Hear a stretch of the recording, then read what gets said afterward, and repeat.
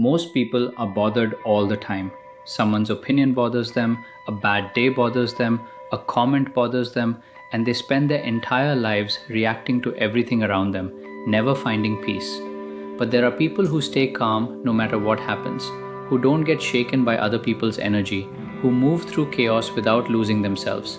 And it's not because they are lucky or naturally zen, it's because they've built specific habits that make them emotionally unshakable. In the next few minutes, I'm going to show you the 3 habits that will make you unbothered no matter what life throws at you. For years, I was bothered by everything. Someone didn't like my work? Bothered. Plans changed last minute? Bothered. Someone was rude to me? Bothered for days. I thought I was just sensitive, that I cared too much, that I needed thicker skin. But that wasn't the problem. The problem was I didn't have boundaries between me and the external world. Everything that happened outside of me became something happening inside of me, and I was exhausted. Then I learned something that changed everything. Being unbothered isn't about not caring. It's about caring without attaching your peace to outcomes you can't control. It's about being present without being consumed. It's about staying grounded in yourself no matter what's happening around you. And once I built the habits that created that internal stability, external chaos stopped having power over me. Here's what we're covering. First, why most people are constantly bothered and what's actually happening beneath the surface. Second, the difference between being unbothered and being numb or disconnected. And third, the 3 specific habits that will make you emotionally unshakable so nothing can disturb your peace. Let's start with what it actually means to be bothered. When something bothers you, it means something external has disrupted your internal state. Someone said something and now you're upset. Something didn't go as planned and now you're anxious. Someone treated you badly and now you're angry. The external event triggered an internal reaction and you've lost your center. Here's what most people don't understand. Being bothered isn't about what happened, it's about what you made it mean. 2 people can experience the exact same situation and one is completely fine while the other is devastated. Same event, different meaning. The person who's unbothered isn't experiencing less. They're just not attaching their identity, worth, or safety to external circumstances. Think about it. When someone criticizes you and you get bothered, it's not the criticism that's the problem. It's that you believed it meant something about you, that you're not good enough, that you failed, that you should be ashamed. You took their words and made them your identity. But if you didn't attach meaning to it, the criticism would just be information, not a threat to who you are. The reason most people are constantly bothered is because they've externalized their sense of self. Their peace depends on other people's approval. Their confidence depends on external validation. Their worth depends on outcomes. So every time something doesn't go their way, it feels like a personal attack. Because they've made the external world responsible for their internal state. And that's exhausting because you can't control the external world.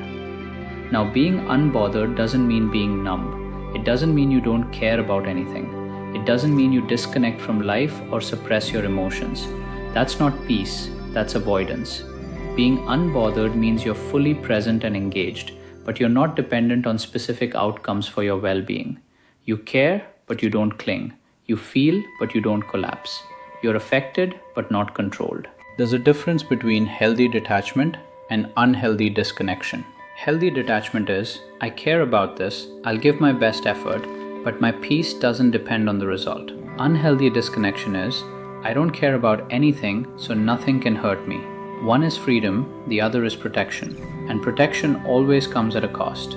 When you shut yourself off from being bothered, you also shut yourself off from joy, connection, and aliveness.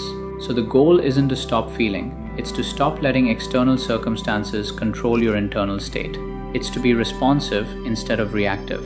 It's to stay rooted in yourself while everything around you changes. And that's built through specific habits.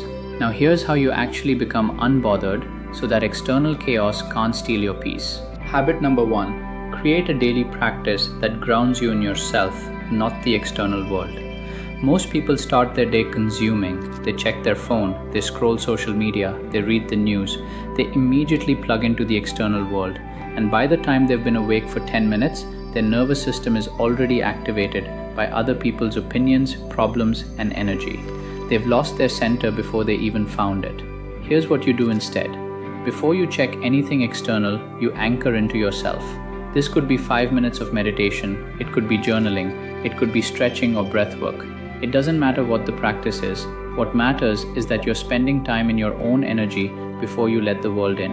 You're reminding yourself, I exist independently of what's happening around me. My peace is internal, not external. When I started doing this, everything changed. I used to wake up, check my phone, and immediately feel anxious about emails, messages, things I had to do. My entire day was reactive. But when I started meditating for just 10 minutes before checking anything, I created a buffer between me and the world. I reminded myself, I'm not my to-do list. I'm not other people's expectations. I'm not the chaos. I'm the calm in the center of it. And from that place of calm, everything that happened during the day couldn't shake me the same way, because I'd already established my baseline. I'd already grounded myself.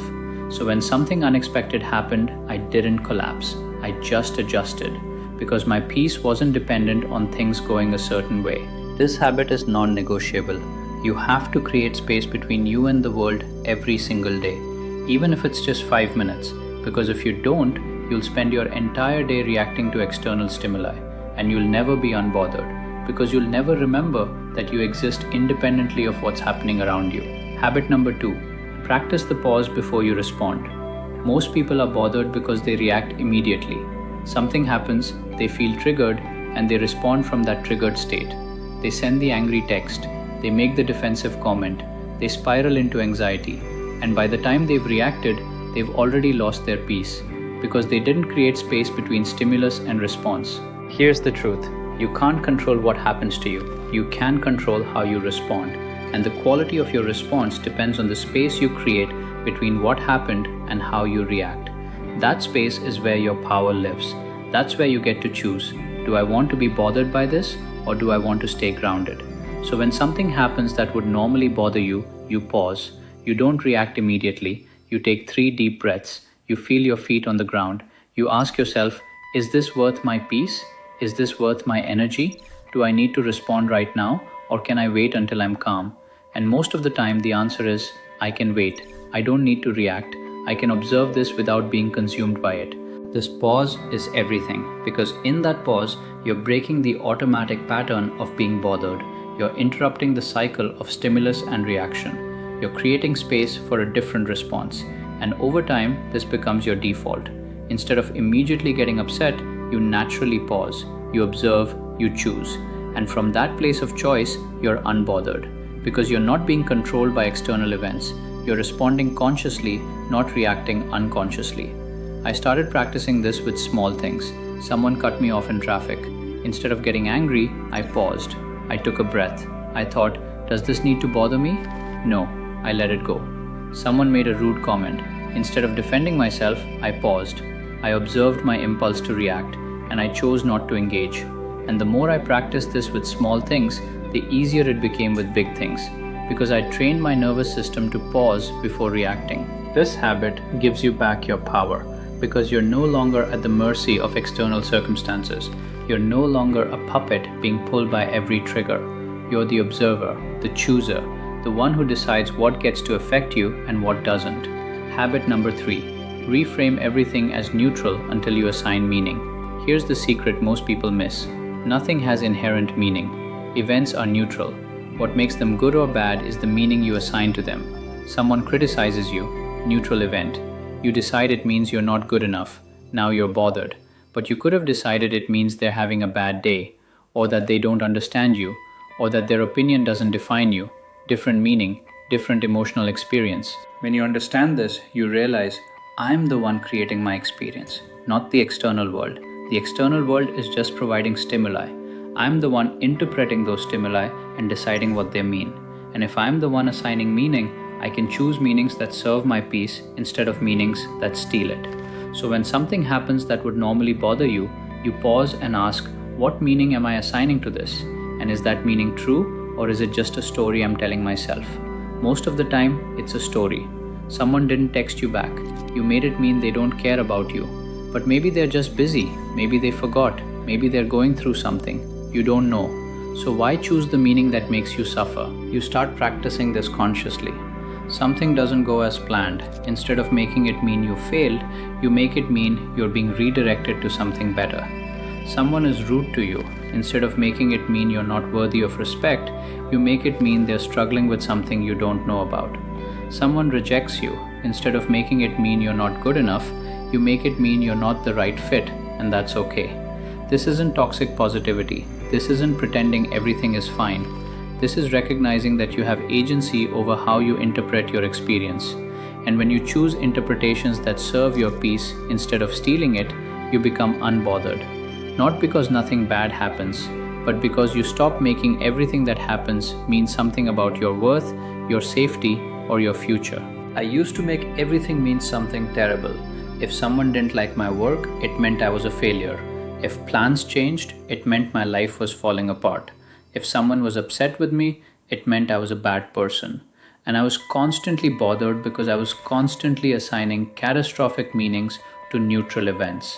But when I started questioning those meanings and choosing new ones, everything shifted. The same events happened, but they stopped bothering me because I stopped making them mean something about me. Here's what I want you to understand. Being unbothered is a skill.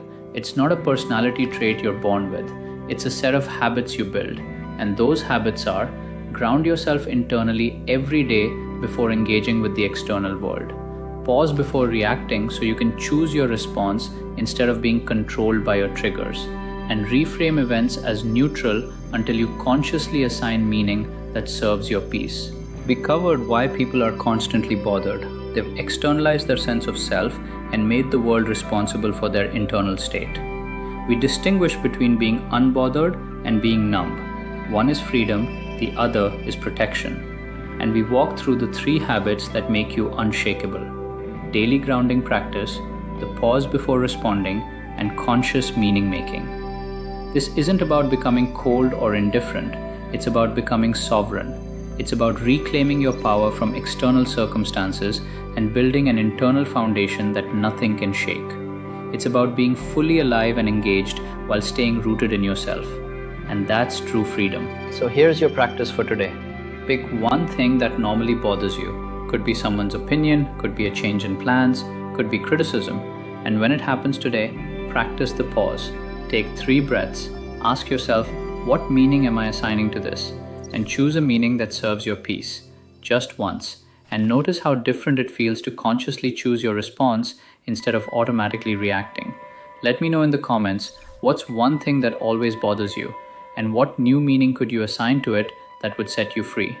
You're not weak for being bothered. You're human. But you're also capable of building the habits that make you unshakable. You deserve to move through life with peace. Not because nothing bad happens, but because you've built an internal foundation that can't be shaken by external storms.